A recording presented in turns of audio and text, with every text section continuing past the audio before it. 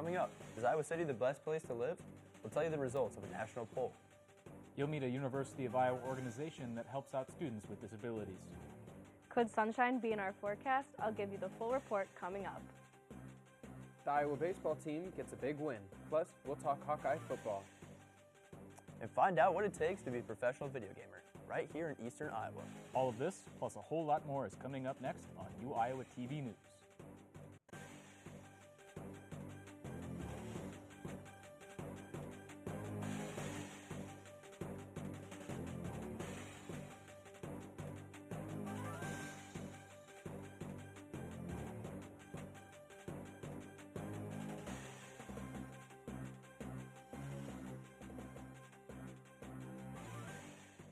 In our top story, Iowa City has just been announced as one of the best places to live in the United States. That's right. In a poll conducted by BetterLiving.com, the city earned the number 2 spot. Iowa City moves up to number 8 in the same survey that was conducted last year. The survey examined 2 cities with populations between 100 and 300,000. The cities were ranked in 8 different categories, with Iowa City being a top contender in all areas. Just into our newsroom, a large fire has been reported in downtown Iowa City. Viewers report that multiple fire trucks and emergency vehicles have blocked off a portion of Iowa Avenue.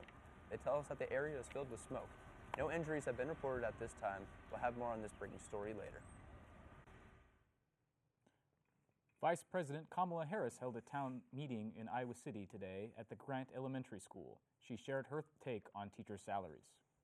That when I look at an issue of teacher pay, some people say, well, what about the cost? What about the cost? And I think the analysis and the perspective there is all wrong.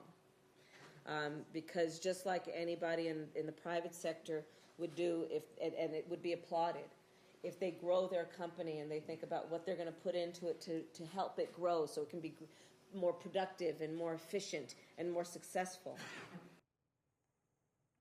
The Vice President will hold another town hall in Cedar County tomorrow.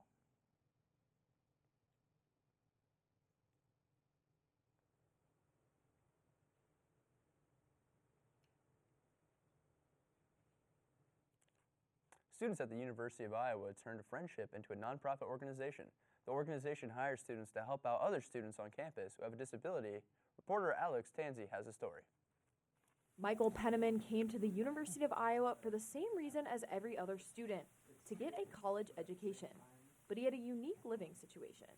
I relied solely on home care, and that failed me pretty quickly once I got up here. Without in-home care, Michael would have had to drop out of school and return home. But his good friend Peter decided to start helping him out.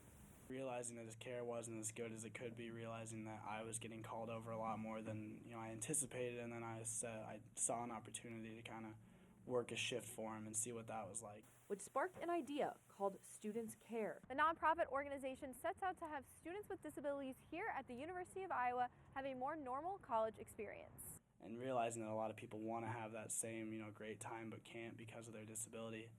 And if you can give them an opportunity to maybe improve, their college experience, that's been huge for me. Reporting from Iowa City, Alexis Tanzi. The organization has hired over a dozen students since it began. It sure has been a gloomy week.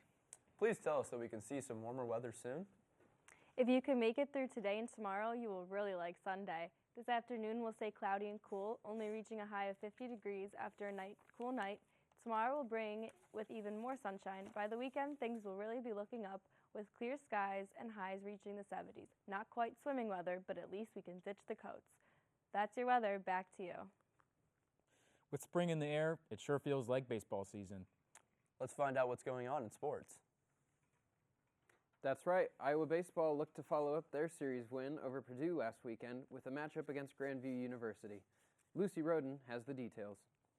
Hawkeyes took on Grandview last night in a close game that relied on strong performances from Robert Newstrom and Jake Adams. The game got off to a quick start with Grandview scoring 3 runs in the second inning. Iowa bounced back with 4 in the third, and 3 of those runs came off of RBIs by Newstrom, and the other run was scored by Newstrom himself. But the Vikings would not go down without a fight. Grandview capitalized on Iowa's mistakes and scored 2 runs in the top of the 7th to tie up the game. A couple errors in the field, both errors led to runs. They were, you haven't seen us make a lot of errors this year, and we really haven't made many that have cost us, but both of those did cost us tonight. I will be back in action this weekend for their second home series of the season against UNLV. Reporting from Dwayne Banks Stadium, this has been Lucy Rodine, Daily Iowan TV Sports. With the NFL Draft only a few days away, we continue our Hawkeye player profiles as wide receiver Nick Easley and defensive back Jake Jervas share their preparations. Train and keep preparing, and then hopefully either, possibility being a late draft pick in late April or sign with the team in free agency. So. You got to stay locked in and engaged throughout the whole day.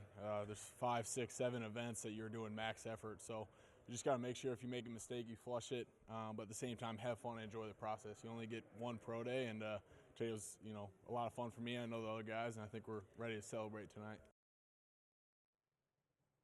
Good luck to both players that we'll see play on Sundays in the fall.